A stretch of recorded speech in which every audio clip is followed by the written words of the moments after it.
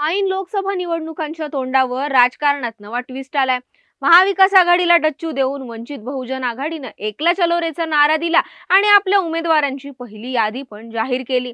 आता प्रकाश आंबेडकर स्वबळावर मैदानात उतरलेत, त्यामुळे यंदा ही वंचित फॅक्टर गेम चेंजर ठरू शकतो आणि यावेळी याचा प्रभाव पुण्यातही दिसू शकतो।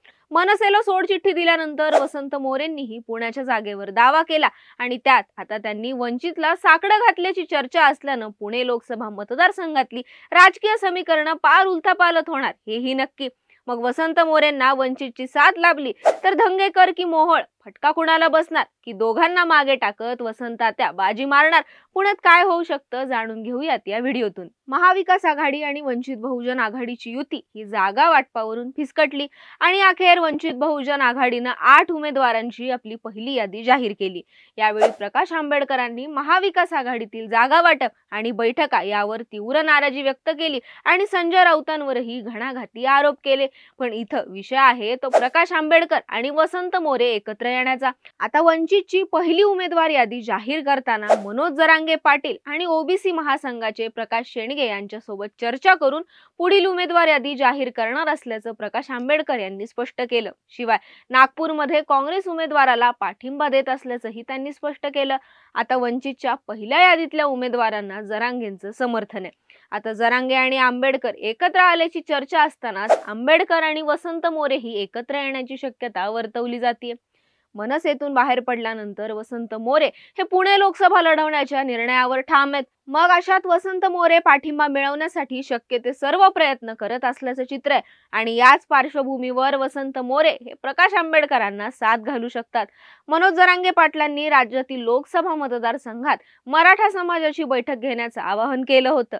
त्यानुसार पुण्यात बैठक झाली आणि या बैठकीला वसंत मोरेंची उपस्थिती पाहायला मिळाली होती।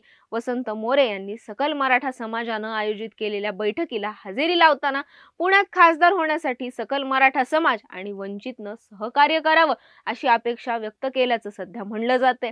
त्यात मराठा समाजाला जवळ करत पुण्यात वंचितचा प्रयोग करण्याचा वसंत मोरेंचा प्लॅन असल्याचंही चित्र आहे। त्यामुळे वंचित बहुजन आघाडी आणि मराठा समाजाकडून वसंत मोरेंना पाठिंबा मिळणार का हे बघणं ही महत्त्वाचं ठरणार आहे। वसंत मोरेंनी पिंपरीत बहुजन आघाडीच्या प्रदेशाध्यक्षांची भेट घेतली आणि त्यांना वंचितचा पाठिंबा मिळू शकतो अशी चर्चा सुरू झाली। आता या चर्चा जोर धरत असतानाच वसंत मोरेंनी प्रकाश आंबेडकरांची ही भेट घेतली। प्रकाश आंबेडकर म्हणाले की ही बैठक अत्यंत सकारात्मक झाली आहे। प्रकाश आंबेडकर यांनी ओबीसी बहुजन पक्षाचे अध्यक्ष प्रकाश अण्णा शेंडगे यांची ही भेट घेतली होती। आंबेडकरांनी तिसऱ्या आघाडीची तयारी सुरू केली असून 2 एप्रिल रोजी ते या संदर्भात मोठी घोषणाही करू शकतात। आता या भेटीतून वसंत मोरे वंचित बहुजन आघाडीचा पाठिंबा मिळवण्यासाठी प्रयत्नशील असल्याचं म्हणलं जातंय।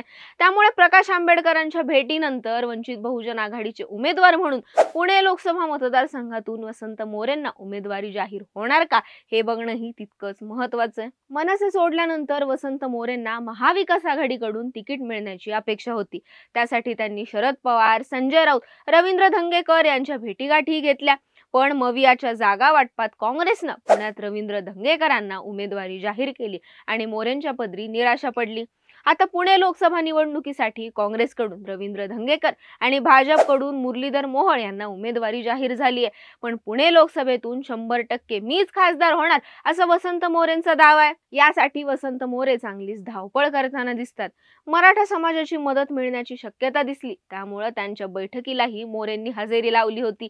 त्यानंतर त्यांनी प्रकाश आंबेडकरांची आता भेट घेतली आहे। आता प्रकाश आंबेडकर यांनी मराठा आंदोलक मनोज जरांगे यांची भेट घेऊन वंचित बहुजन आघाडी आणि मराठा आंदोलक यांची मोड बांधण्याचा प्रयत्न केलाय। या समीकरणांवरूनही राज्यात उलटसुलट चर्चात। मात्र वसंत मोरेंना वंचितचा पाठिंबा मिळाला तर पुण्याची लढत अटीतटीची होऊ शकते। वंचित फॅक्टरचा फटका यंदाही काँग्रेसच्या उमेदवाराला बसण्याची शक्यता नाकारता येत नाही।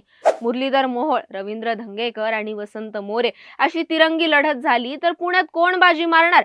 वसंत मोरेंना वंचितचा पाठिंबा मिळणार की ते अपक्ष मैदानात उतरणार? याबद्दल तुम्हाला काय वाटतं? तुमच्या प्रतिक्रिया कमेंट करून सांगा आणि अशाच व्हिडिओसाठी टाइम्स ऑफ डेमोक्रेसीच्या YouTube चॅनलला सबस्क्राइब करायला विसरू नका।